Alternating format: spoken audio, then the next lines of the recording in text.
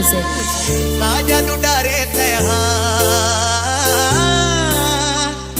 काजा डुडारे का मोहनी खावाए मोला मया हो गे रे मोला मया हो गे ना जबल देखे टोला रानी मया हो गे ना जबल देखे टोला रानी मया हो गे ना तोरे बिन सुनना लागे तोरे बिन सुनना लागे गाँव की गली और मोला मया हो गे रे मोला मया हो गे ना जबल देखे टोला ही राजा मया हो गे ना जबल देखे टोला ही राजा मया हो गे ना जबल देखे टोला रानी मया हो गे ना